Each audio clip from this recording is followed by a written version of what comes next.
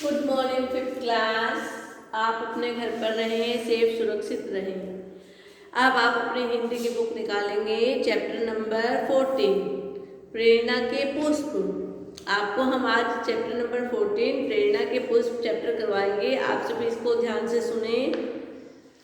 भारत की इस महान धरती पर अनेक महान व्यक्तित्व पैदा हुए हैं। उनसे संबंधित छोटे छोटे प्रसंग हमारे लिए प्रेरणा के पुष्प बनकर हमारे जीवन को महका सकते हैं। प्रस्तुत पाठ में ऐसे ही दो महान लोगों के जीवन से संबंधित प्रसंगों का वर्णन है। क्या है कि ये जो भारत की महान धरती है, इस पर बहुत से व्यक्तित्व, बहुत से महान व्यक्ति पैदा हुए हैं। उन्होंने क्या उनके हैं छोटे छोटे प्रसंग हमारे लिए, उनकी जो छोटी छोटी बातें हैं वे हमारे लिए जीवन में प्रेरणादायक होती हैं। प्रस्तुत पाठ में ये जो हमारा पाठ है, चैप्टर का नाम है प्रेरणा के पुष्प। इस चैप्टर में दो महान लोगों के जीवन का सबसे अच्छा वर्णन किया गया है। सभी इसको ध्यान से सुनेंगे। देखिए, निडर नरेंद्र स्वामी विवेकानंद के बचपन का नाम था। क्या नाम था? निडर नरेंद्र। वे बचपन से ही बड़े निडर और साहसी थे।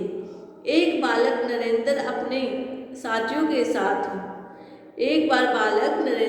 साथियों के साथ साधु साधु खेल रहा था। सभी बच्चे आधी आंखें बंद किए हुए साधु बने थे। तभी एक सांप इधर आ निकला। सांप सांप चिल्लाते हुए सभी भाग खड़े हुए, लेकिन बालक नरेंद्र अपने स्थान पर आंखें बंद किए बैठा रहा। ध्यान का समय पूरा हो जाने पर नरेंद्र ने आंखें खोली तो अपने पैरों के निकट एक सांप को फल उठाए देखा। क्या था कि सभी बच्चे, स्वामी विवेकानंद जी का बचपन का नाम था नरेंद्र। नरेंद्र क्या था, एक बार अपने साथियों के साथ, अपने जो उसके साथी थे उनके साथ एक बार बालक नरेंद्र अपने साथियों के साथ क्या खेल रहा था? साधु साधु। ठीक है, सभी बच्चे जैसे खेलते हैं वो भी इसी प्रकार से खेल रहे थे। सभी बच्चों ने क्या किया? आधी आधी आंखें बंद कर ली ऐसे, और फिर क्या किया, वहाँ पर आंखें बंद करने के बाद और नरेंद्र ने अपनी आंखें अच्छी तरह से बंद करके ध्यानमग्न हो गए। क्या हुआ? फिर सभी साधु बने थे। तभी वहाँ पर क्या हुआ? सांप निकला है। जिन्होंने आधी आंखें बंद की थी उन्होंने तो दिखाई दिया, और उन्होंने क्या किया, फिर सांप सांप चिल्लाते हुए वहाँ से भाग खड़े हुए। और जो नरेंद्र था जो, वो क्या, वहाँ पर आंखें बंद करके आराम से बैठा रहा। समय का पूरा ध्यान हो जाने पर, पूरे समय जैसे समय देखा था उन्होंने, कितने समय तक हम आंखें बंद करके बैठेंगे, इतना समय होने पर वे आराम से बैठे रहे। तब उन्होंने आंखें खोली तो क्या हुआ, उन नरेंद्र ने अपने पैरों के पास क्या पाया? सांप को फल उठाए। सांप का जो फल था वो उठाए देखा। नरेंद्र बिना भयभीत हुए उसकी ओर देखता रहा। सांप कुछ देर से दूसरी ओर चला गया। क्या? नरेंद्र बिना डरे, भयभीत हुए, बिना डरे क्या है, सांप की तरफ देखता रहा। उससे सांप भी उसको देखता रहा। फिर क्या हुआ? सांप उसको देखकर थोड़ी सी देर में दूसरी ओर चला गया। नरेंद्र को घर जाते हुए आधे रास्ते में उसकी माँ और गांव वाले मिले तो वह तुरंत समझ गया कि उसके साथियों ने ही उनसे सांप की बात बताई होगी। जब नरेंद्र अपने घर जा रहा था, वह आधे रास्ते में पहुंचा था, तब वहां पर उसको अपनी माँ और कुछ गांव वाले मिले। तभी जो नरेंद्र था वो समझ गया कि जरूर मेरे साथियों ने ही जाकर माँ को बताया होगा कि वहां पर सांप है, सांप की बात बताई होगी। नरेंद्र को सकुशल पाकर सबने चैन की सांस ली। नरेंद्र को अच्छा और स्वस्थ पाकर उसकी माँ ने और सभी गांव वालों ने चैन की सांस ली। सभी बच्चे इसको रिवाइज करेंगे।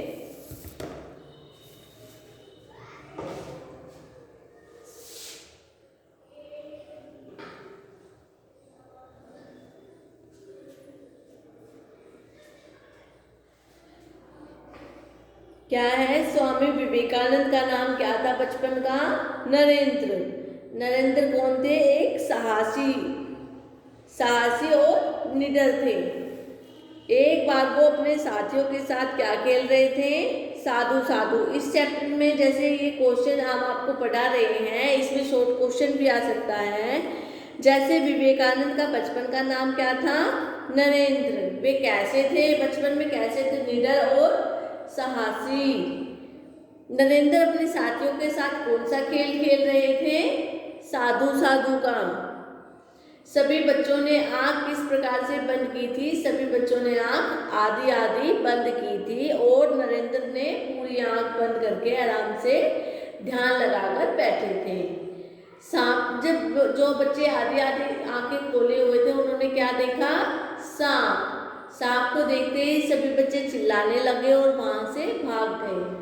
नरेंद्र मोदी समय का इंतजार पूरा होने तक इंतजार करते रहे। समय का पूरा समाप्त होने पर उन्होंने आंखें खोली तो आंखें खोलते ही नरेंद्र ने क्या देखा, सांप को फल उठाए देखा। नरेंद्र बिना डरे, क्या है, भयभीत, बिना भयभीत हुए उसको देखता रहा। सांप कुछ देर में दूसरी ओर वहां क्या चला गया।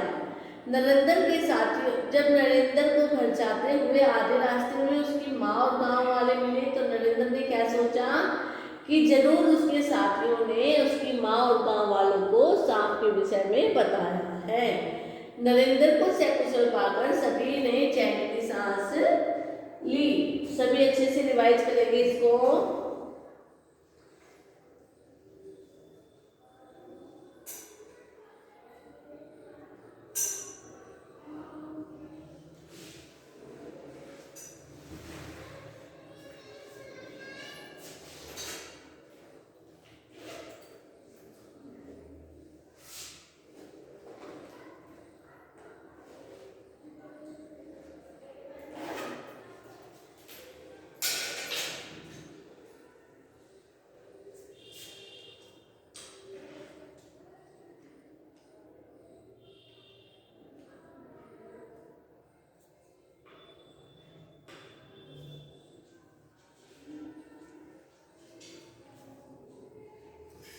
उसके बाद देखिए क्या होता है।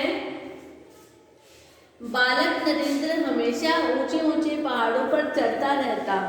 उसके गिरने के डर से घर वालों ने कहा कि पेड़ों पर भूत रहते हैं। क्या है, बालक नरेंद्र तो था जो वो बड़े बड़े पहाड़ों पर, पेड़ों पर क्या था, चढ़ता रहता था। उसके घर वालों ने उसको डराने के लिए क्या कहा कि वहाँ पेड़ों पर भूत रहते हैं, वे गर्दन मरोड़कर मार डालते हैं। दूसरे दिन इस बात की सच्चाई जानने के लिए वह हर पेड़ पर चढ़ता और बोलता।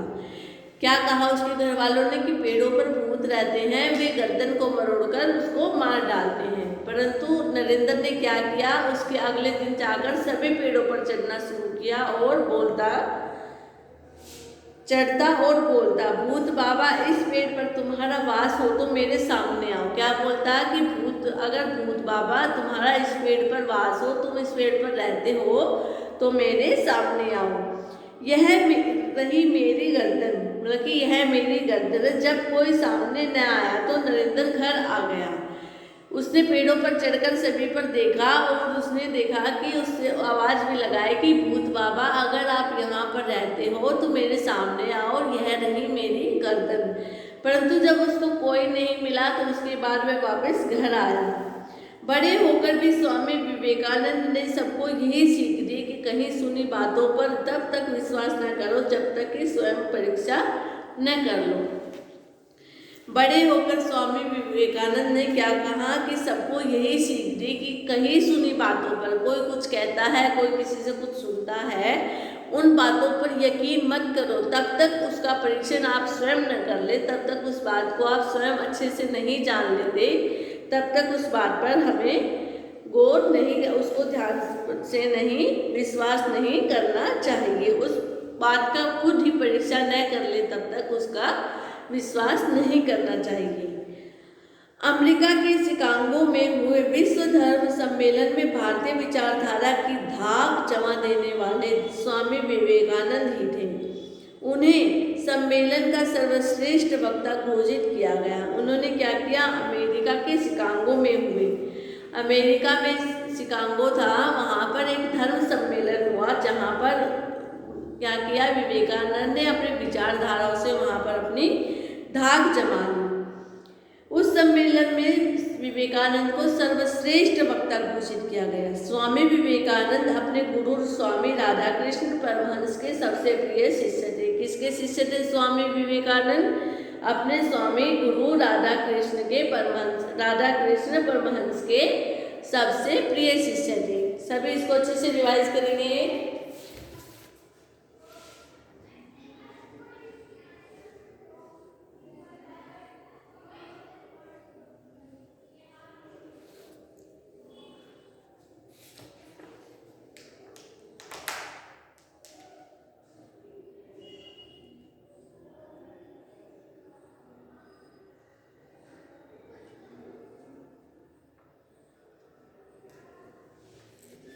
सभी अच्छे से रिवाइज करें इसको।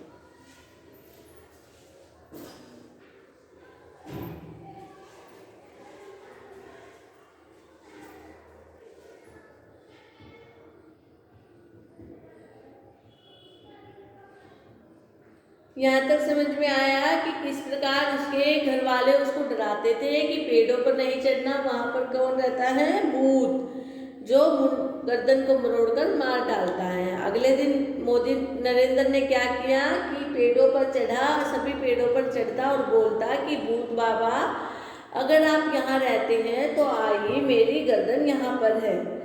परंतु कुछ ना मिलने पर अगले दिन जब फिर वहाँ नरेंद्र अपने घर आता है, जब स्वामी विवेकानंद बड़े होकर भी सभी को यही सीख देते हैं कि जब सबकी कही सुनी बातों पर तब तक विश्वास नहीं करना चाहिए, तब तक उस बात की परीक्षा न कर लें।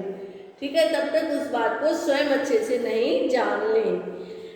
सभी को यही सीख दी। अमेरिका के शिकागो में हुए विश्व सम्मेलन में भारतीय विचारधारा में धाक जमा देने वाले स्वामी विवेकानंद ही थे। उन्होंने वहां सम्मेलन में सर्वश्रेष्ठ वक्ता घोषित किया गया। विवेकानंद अपने गुरु स्वामी रामकृष्ण परमहंस के सबसे प्रिय शिष्य थे। आगे देखिए, महान जननी का वीर पुत्र। भारत की स्वतंत्रता का आंदोलन तेजी पर था। नवयुवकों ने अनेक संगठन बना रखे थे जो दिन रात अंग्रेजी सत्ता को उखाड़ फेंकने में जुटे हुए थे। ऐसे क्रांतिकारी संगठनों के पास जोश तो बहुत था, किंतु धन का अभाव था। 9 अगस्त 1925 को कुछ जोशीले क्रांतिकारियों ने काकोरी स्टेशन पर रेलगाड़ी में सरकारी खजाना लूटा। इस कांड के लिए राजेंद्र लाहिड़ी, रोशन सिंह, अशफाक अल्लाह खां और रामप्रसाद बिस्मिल को फांसी की सजा सुनाई गई। क्या है कि भारत के स्वतंत्रता आंदोलन क्या थी, तेजी से बढ़ रही थी। अनेक जो नवयुवक थे वे अंग्रेजों के खिलाफ खड़े हुए, उनको क्या था, उनको उखाड़ फेंकने में जुटे हुए थे। उनमें क्रांतिकारी का जोश बहुत था, किंतु धन का अभाव था, क्योंकि उनके पास हथियार नहीं थे। 9 अगस्त 1925 में क्रांतिकारियों ने स्टेशन पर खड़ी एक रेलगाड़ी को लूटा। उस कांड में क्या है, इनके नाम जिनके नाम आए उनको फांसी की सजा सुनाई गई। फांसी से पहले रामप्रसाद बिस्मिल की वृद्धा माँ उनसे मिलने के लिए गोरखपुर जेल पहुंची। जब उनको फांसी होनी थी उससे पहले रामप्रसाद बिस्मिल की माँ उसको मिलने के लिए जेल पहुंची। माँ को देखकर बिस्मिल की आंखें भर आई। माँ ने सिर पर हाथ फेंकते हुए कहा, बेटा तुमसे तो अंग्रेज सरकार भी थर थर कांपती है, फिर तुम जैसे बहादुर की आंख में आंसू क्यों? उसकी माँ ने उसके सिर पर हाथ फेरते हुए कहा कि बेटा तुमसे तो अंग्रेजी सरकार भी थर थर कांपती है, फिर तुम्हारी आंख में आंसू क्यों? माँ मैं मौत से नहीं डरता, मेरी आंखों में तो आंसू इसलिए आए कि अब मैं तुम जैसी महान जननी का दर्शन फिर नहीं कर पाऊंगा। किसने कहा? बिस्मिल ने। माँ से कहा कि माँ मैं मौत से नहीं डरता। राम बिस्मिल ने कहा कि मेरी आंखों में आंसू इसलिए नहीं है कि मैं मौत से डरता हूँ, ये आंसू तो इसलिए है कि अब मैं तुम जैसी महान जननी माँ से नहीं मिल पाऊंगा। बेटा तू तो धरती माँ की आज़ादी के लिए अपने प्राण दे रहा है, छोटी सी गोद से निकलकर बड़ी माँ की गोद में जा रहा है। मुझे तुझ जैसे बेटे पर गर्व है, तेरा बलिदान अवश्य रंग लाएगा। माँ ने कहा। जेल से बाहर आकर उस वीर प्रसू माँ ने खादी की धोती से अपनी सजल आंखें पोंछी, सजल जल से युक्त आंखें पोंछी। ऐसे महान लोगों की कुर्बानी रंग लाई और भारत को आज़ादी मिली। हमारे लिए देश में बहुत से क्रांतिकारी हुए थे जो हमारे लिए लड़े, जिनकी वजह से भारत आज भी आज़ाद घूम रहा है। ठीक है, उन वीर योद्धाओं की क्रांतिकारी आज भी भारत में रंग लेकर, आज़ादी का रंग लेकर आए। सभी इसको रिवाइज करेंगे।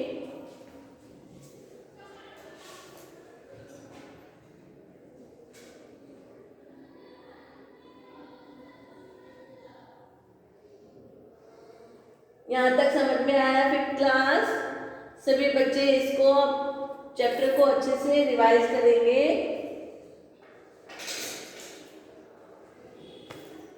कल हम इससे आगे की एक्सरसाइज आपको करवाएंगे।